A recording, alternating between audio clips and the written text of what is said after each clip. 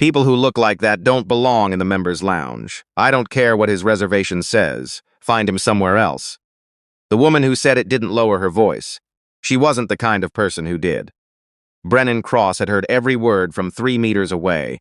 Seated at the window table he had reserved 6 weeks earlier, his 9-year-old daughter Molly pressing a colored pencil carefully along the edge of a sketch she'd been working on since they left the highway. He didn't look up. He had learned over years of quiet mornings in places like this that the first reaction was usually the one people remembered. The members' lounge at the Meridian Grand Toronto occupied the entire 16th floor of the hotel. Floor-to-ceiling windows faced Lake Ontario. The carpet was the color of dark slate. The chairs were upholstered in a warm ivory that photographed well and felt against the back like something that had taken years to get right. Brennan had stayed in the regular rooms before, years ago, when the hotel was still being designed. He knew every material decision that had gone into this floor because he had approved most of them. None of that was visible in the way he was dressed. His gray wool jacket had worn soft at the cuffs. His shirt was a plain dark navy, tucked into dark jeans. His work boots had been resoled once. Molly wore her favorite yellow sweater, the one with the small embroidered maple leaf near the collar that her grandmother had given her. And she had her sketchbook propped against the edge of the table, absorbed in the careful business of drawing a ferry crossing the lake below. They were traveling to Kingston for the day, a quiet visit to the cemetery where Molly's mother, Dana, had been buried 3 years earlier. Her birthday would have been tomorrow. Brennan had booked the lounge table so Molly could have a proper breakfast in a calm space before the drive. Something unhurried, something gentle before a day that always asked something difficult of both of them. Audra Fielding had arrived at the lounge entrance at 7:43 in the morning. Her suit was the color of fresh cream, perfectly tailored. Her jewelry was specific and expensive in the way that communicated a point rather than a preference. She moved through the lounge with the settled confidence of someone who had never once considered that a room might not rearrange itself for her. A personal assistant trailed her with a leather portfolio and 2 phones. She was the chief executive of Fielding Capital, a commercial real estate investment firm based in Vancouver, and she was in Toronto for a deal she considered already finished. The table she wanted was Brennan's. She had crossed the lounge, taken one look at the window view, one look at the man and the child occupying the best seat in the room, and then turned to find the nearest member of staff. That staff member was Paige Whitmore, 26 years old, 8 months into her first hospitality management role, still learning when to push back and when to absorb. She had heard Audra's comment and felt the familiar tightening in her chest that came when something clearly wrong was about to be presented to her as routine. Mrs. Fielding, Paige said carefully, the gentleman at that table has a confirmed platinum reservation. He booked that specific seating assignment 6 weeks in advance. Audra looked at her with the particular expression of someone who had been informed of an obstacle they had no intention of treating as one. Platinum reservations can be adjusted for priority guests. I'm here to finalize a partnership agreement with your hotel's corporate accounts team this morning. I would think that warrants a degree of flexibility. I can absolutely. The window table before my associate arrives. Paige did not move immediately. She looked once toward Brennan, who was still watching his daughter draw, and felt the conflict settle into something she couldn't resolve at her level. She went to find Philip Drost. Philip Drost had managed the Meridian Grand Toronto for 11 years. He was good at the operational mechanics of a large hotel, staffing schedules, event logistics, room inventory, and less good at moments that required him to hold a position under social pressure. He had a talent for locating the path of least resistance and calling it pragmatism. When Paige explained the situation, his first question was not about the reservation. It was about the partnership agreement. Fielding Capital, he said, turning the name over. That's the Vancouver group. They're looking at a multi-property deal. Yes, but the reservation. What's the guest's name? Brennan Cross, Platinum member, 6-week advance booking window table confirmed. Philip nodded slowly. Offer Mr. Cross our apologies and move him to the alcove seating. Complimentary pastry selection and a fresh pot of coffee. Make it comfortable. Paige looked at him for a moment. He hasn't done anything wrong. I know that, Paige. This is a business decision. She didn't agree. She also didn't have the standing to override him. She went back to the lounge floor, pulled up the reservation system on her tablet, and before she changed anything, she tilted the screen slightly and took 2 photographs with her personal phone. The timestamp on the original reservation, the name, the table assignment, the confirmation code. Her hands were steady. She didn't fully know why she was doing it. She only knew it felt like the kind of thing that might matter later. Then she walked to the window table. Brennan looked up when Paige arrived. Molly didn't, still absorbed in the ferry crossing below. Paige kept her voice quiet and her expression professional, but her eyes carried something that wasn't quite apology. "Mr. Cross, I'm so sorry to interrupt. We've had an unexpected request from another guest, and our manager has asked whether you'd be willing to move to our alcove seating. It's a lovely spot just along the east wall, and we'd like to offer you." "Is there something wrong with my reservation?" Brennan asked. "No, your booking is completely valid." "Has there been an error in the system?" A small pause, no. Brennan looked at her steadily. "Then I'd like to stay where we are." Paige nodded just barely, as if she had hoped for exactly that answer and dreaded it in equal measure. "I understand. I'll let my manager know." She returned to Philip, who had anticipated this and was already walking toward the table himself. He carried the expression of a man who had decided this would take 2 minutes and wanted it to take 2 minutes. He introduced himself, kept his tone smooth, and explained that the hotel occasionally needed to accommodate high-priority operational needs. He offered the alcove, the pastry basket, a complimentary upgrade to the full breakfast menu. He did not explain what the operational need was. He did not name Audra Fielding or mention the partnership agreement. Brennan listened to all of it without interrupting. When Philip finished, Brennan asked him to state the specific operational reason that required relocating a guest with a confirmed, paid advance reservation. Philip said that was an internal matter. Brennan asked whether moving a guest without documented cause aligned with the Meridian Loyalty Program's Platinum Tier guarantee. Philip said the hotel reserved the right to make seating adjustments as needed. Molly had stopped drawing. She was watching her father's face with the focused attention of a child who has learned to read adult conversations through the gaps between words. Her pencil rested forgotten in her fingers. Brennan didn't raise his voice. He didn't mention membership points or compensation or any of the usual leverage a frustrated guest might reach for. He simply said, "My daughter and I reserved this table specifically. We're here for a difficult day, and this was something I planned carefully. If you're asking me to move without a legitimate reason, I'd like that request in writing, along with the name of whoever authorized it." Philip had not expected the writing part. He said that wasn't standard procedure. Brennan said he understood. He waited. The silence stretched just long enough to become uncomfortable. Then Philip told him the hotel would not be providing written documentation of a routine seating adjustment, and that if Mr. Cross chose not to cooperate, his platinum access could be reviewed. Molly looked at her father.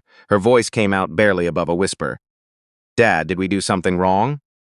Brennan looked at her for a moment before he answered, and in that moment the quiet of the lounge pressed in around them. The other guests nearby had the studied inattention of people working hard not to appear to be listening. "We did everything right," he told her. Philip repeated that the alcove seats were ready. He said it the way people say things when they have decided the decision is already made. Brennan looked at Paige, who was standing slightly behind Philip with her tablet held at her side. He looked at Philip's name badge. He looked at the reservation terminal near the entrance, where he could see the screen had already been updated. His table assignment changed without his consent, without a signature, without so much as a checkbox indicating voluntary acceptance. He stood. He helped Molly gather her sketchbook and pencils, slid her jacket from the back of her chair, and took her hand. As they passed the entrance terminal, he paused just long enough to read the modification timestamp. He noted the employee ID attached to the change. He did not say anything to Philip. He did not say anything to Audra, who had positioned herself near the lounge entrance and was watching the resolution of the situation with the comfortable satisfaction of a woman who had expected to get what she wanted and had. "You'll be much more at ease in the alcove," Audra said, her voice carrying just enough to reach them. "Some spaces really are designed for certain kinds of guests." A few people looked away. One man near the coffee station studied his phone with particular intensity. Molly kept her eyes on the floor. Brennan guided her gently toward the alcove. The alcove was tucked along the east wall, pleasant enough, with frosted glass partitions and a leather banquette that caught the morning light from a secondary window. The pastry basket arrived quickly. The coffee was good. Molly sat with her sketchbook closed, the ferry drawing abandoned mid-crossing. She looked up at her father after a few minutes. "Why didn't you just show them the confirmation on your phone?" she asked. "The one with the platinum thing." Brennan poured a small cup of juice and slid it toward her. "I did show them. The manager saw it." "Then why didn't it work?" He thought about how to answer that. Outside the frosted partition, he could hear Audra settling into the window table, could hear her assistants arranging papers, could hear the particular sound of someone who had decided that the world had been correctly ordered. Because he decided her status was worth more than our reservation, Brennan said. Not because he was right. Because he was afraid of what refusing her might cost him. Molly turned her juice cup slowly in both hands, but we paid, we booked it. We did. So it's not fair. No, it isn't. She looked toward the frosted glass partition. Why didn't you tell him? She started, then stopped herself, in the way children sometimes do when they're not quite sure how to finish the thought. Brennan looked at her. Tell him what? Molly's voice was careful. I don't know, something. That you know things about this hotel, that you could, she faltered again. Brennan leaned forward slightly. If the manager had treated us fairly because of who I am rather than because it was the right thing to do, would that have been respect? She thought about it seriously, the way she thought about most things. No, she said slowly. That would just be being scared of you. That's the difference, Brennan said.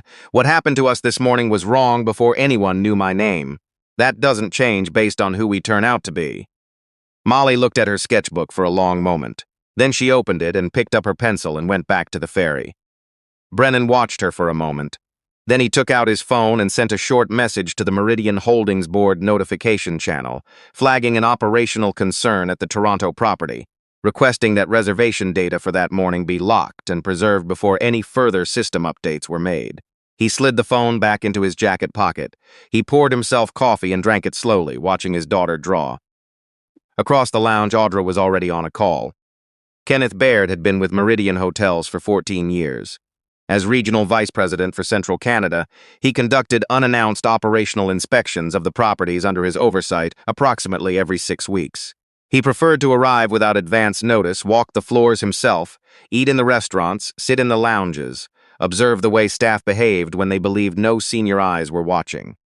He came through the members' lounge entrance at 8:22 that morning, carrying a paper coffee cup from the lobby cafe and reading something on his phone. He was reviewing occupancy projections and not looking up, which was why he almost walked past the alcove without glancing in. He did glance in. The man in the gray jacket with the worn cuffs was sitting across from a small girl in a yellow sweater, watching her draw, both of them quiet and composed and entirely in the wrong part of the room. Kenneth had sat beside Brennan Cross in 14 board meetings. He had shared a table with him at a Meridian Leadership Conference in Halifax. He had shaken his hand after the vote that approved the Toronto property's original design budget 7 years ago. He set his coffee cup on the nearest flat surface and walked into the alcove. Brennan, he said, and the word came out with so much confusion in it that it barely sounded like a greeting. Molly looked up. Brennan looked up. Something in his expression told Kenneth he had been expecting someone to arrive, though perhaps not this particular person, not this morning. Kenneth, Brennan said. Kenneth looked at the alcove. He looked at the lounge entrance. He looked back. Why are you sitting here? Brennan said nothing. He simply gestured toward the window where Audra was speaking on her phone and her assistant was arranging a document presentation across the table. Kenneth's expression underwent a slow, comprehensive change. He straightened. He turned back toward the lounge floor. He found Philip Drost near the service station and said his name in the quiet tone of someone who has decided a conversation will happen immediately, regardless of convenience. The next 20 minutes moved quickly and very precisely. Kenneth asked to see the morning's reservation log. He asked who had authorized the modification to the window table assignment. He asked whether a written reason had been documented. He asked whether the displaced guest had consented in writing to the change. Philip's answers deteriorated steadily. He admitted that no written reason existed. He admitted that no consent had been recorded. He said the decision had been made to accommodate a priority corporate guest. He said he had acted in the hotel's commercial interests. Kenneth told him that falsifying a voluntary consent record was not a commercial decision. It was a compliance failure. Paige stepped forward. Kenneth turned toward her. Philip's expression tightened. Paige explained what she had seen. She said she had photographed the original reservation before it was altered because it had felt like the kind of thing that should be documented. She showed Kenneth both images on her phone. The timestamp from the original record. The timestamp from the modification. The same table, 2 different names, 15 minutes apart. She also said she had been present when Audra spoke to Philip before the request was made. She said Audra had mentioned a pending commercial partnership agreement and had suggested that staff who understood how to accommodate important guests were the kind of staff that corporate partners remembered positively. Kenneth looked at Philip for a moment. Philip said the comment had been informal and had not constituted a direct instruction. Kenneth said the distinction didn't help as much as Philip seemed to think it did. He asked Philip to step away from the floor and surrender his access credentials while the matter was reviewed. Philip looked at the lounge around him as if hoping someone else might appear and correct what was happening. No one did. He left. Kenneth then walked to the window table. Audra had ended her call. She had been watching the activity near the service station with the assessing attention of someone trained to monitor situations that might affect her. When Kenneth introduced himself and requested a private conversation, she agreed with a controlled pleasantness that suggested she believed she could navigate whatever was coming. She could not. Kenneth showed her the reservation log. He showed her the modification record. He told her that a founding partner of Meridian Holdings had been removed from a confirmed booking that morning, that his reservation had been altered without consent, and that the record had been changed to indicate voluntary acceptance when no consent had occurred. Audra said she had not asked anyone to falsify a record. Kenneth said the investigation would determine what had been asked and what had been implied, and that in either case, the outcome was the same. He told her that her access to the members' lounge was suspended, that her corporate account file would be reviewed, and that any pending partnership discussions with Meridian's commercial accounts team were on hold pending that review. Audra told him that Fielding Capital represented a significant potential revenue relationship for the Meridian brand. Kenneth said a commercial partnership that depended on staff ignoring confirmed reservations and removing guests without cause was not a partnership the company could build on. Audra looked for the first time that morning uncertain of what to say next. A guest near the coffee station, a middle-aged man who had witnessed the original exchange, approached Kenneth and offered his account of what he had seen. He said he had been uncomfortable watching it happen and had not said anything at the time, and that he wanted to say now that the child had looked ashamed and had done nothing to deserve it. His voice was slightly unsteady, not from emotion but from the mild, particular discomfort of a person acknowledging that they had stayed quiet when they shouldn't have. Audra left the lounge without another word, her assistant trailing behind her with the leather portfolio and the 2 phones, and the documents for a meeting that would not be happening that morning. Brennan accepted Kenneth's apology quietly. He asked how Paige was doing. Kenneth said she was going to be fine. Brennan asked whether her records would reflect anything negative from the morning. Kenneth said they would not. He said, in fact, that they would reflect something else entirely. Then Brennan told Kenneth what he wanted to happen. He wanted the reservation logs preserved in full and submitted to the Meridian compliance team. He wanted a complete review of how many similar incidents had occurred at the Toronto property in the past 18 months.